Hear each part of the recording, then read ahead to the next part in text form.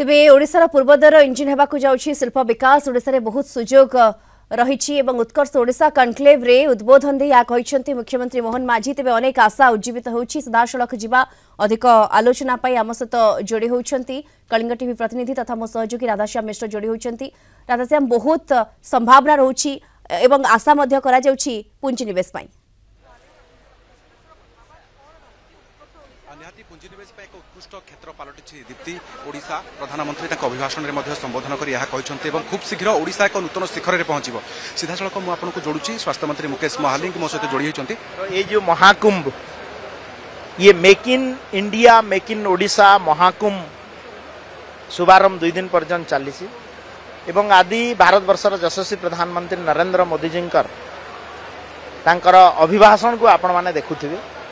से आज गोटे नुआ नुआ दिग उपरे तांकर संभावना ओडिशा प्रति कहिसंती एवं मु धन्यवाद देवी यशस्वी प्रधानमंत्री नरेंद्र मोदी जी को तांकर भल पाइबाटा आज तांकर अभिभाषण जना पड़ुला। से कहूतिले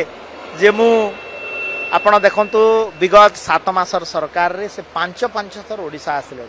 आ प्रधानमंत्रीत्व काल रे से कहले मु 30 थर आसिले। भगवान जगन्नाथंकर अपूरा कृपा अछि एवं एठी आमर जो पूर्वोदयर विकास एठी निश्चित भाव में investment बढ़िबो।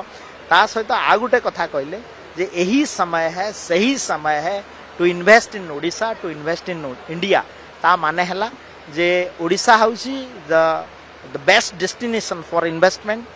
Bye the investors throughout the world. तो आमे 2-3टा दिग उपरे से कहले जे पारंपरिक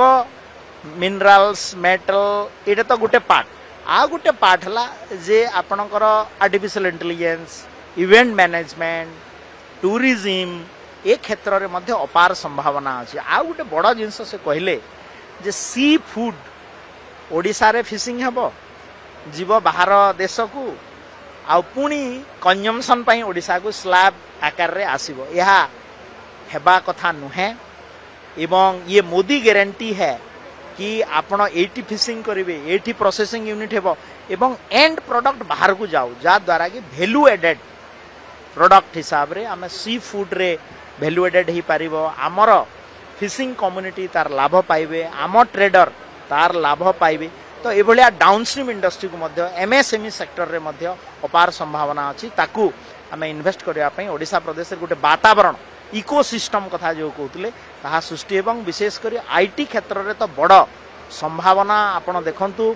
आमे विगत दिन में प्रेसिडेंट ऑफ सिंगापुर विजिट करते आमे 8-8टी एमओयू साइन करतला। एथिरे 2टा नुआ कॉन्सेप्ट ओडिशा रे हेबाको जाउछि गोटे हला fintech financial technology tech ensure take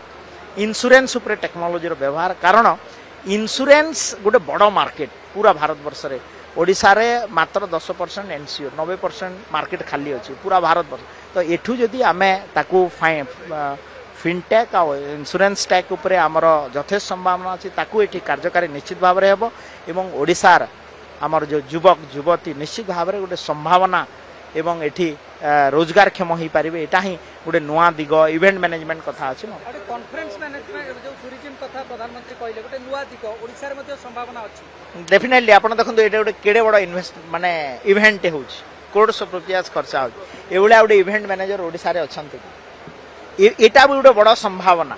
IT क्षेत्र रे टूरिज्म क्षेत्र रे हेल्थ सेक्टर रे तो बहुत बड़ संभावना आईटी आउ हेल्थ को जिते सिंक्रोनाइज करा हबो। आपण देखंतु गोटे सिकल सेल एनीमिया ताकू गोटे आईटी सॉफ्टवेयर स्टार्टअप टे जदी आइडेंटिफाई करि पारुछि से गोटे बड़ संभावना। ता सहित आमे एबे टीबी इराडिकेशन प्रोग्राम करूछु तापरे आमे को माल न्यूट्रिशन कथा कहूछु। तो निश्चित भाव में आईटी हेल्थ एवं फार्मास्यूटिकल इंडस्ट्री ऊपर गोटे बड़ संभावना।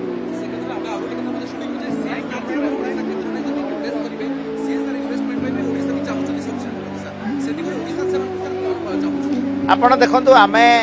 विशेषकर आईटी क्षेत्र में आमर 4-6टा पॉलिसी आसवा को जाउछ AI policy data centre management policy ता सहित आमर मशीन लर्निंग पॉलिसी। तो आ द्वारा कौन हम सेमी कंडक्टर पॉलिसी ता द्वारा कौन हम आमे जो इन्वेस्टर आसबे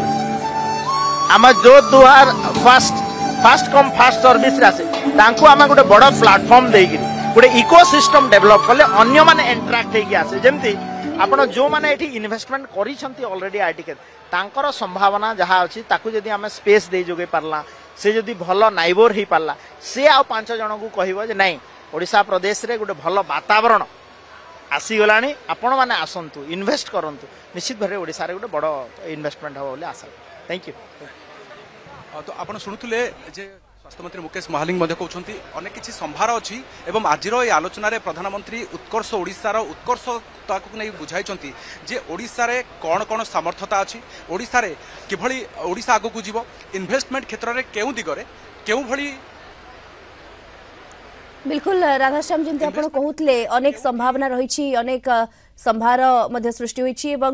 जमती स्वास्थ्य मंत्री कहते मोदी कहते ओडिशा भरपूर रही सब क्षेत्र में अनेक संभावना सृष्टि हो पार। धन्यवाद आपको राधाश्याम मिश्र मो सहयोगी सविशेष सूचना सीधासख लाइव जोड़ी होते।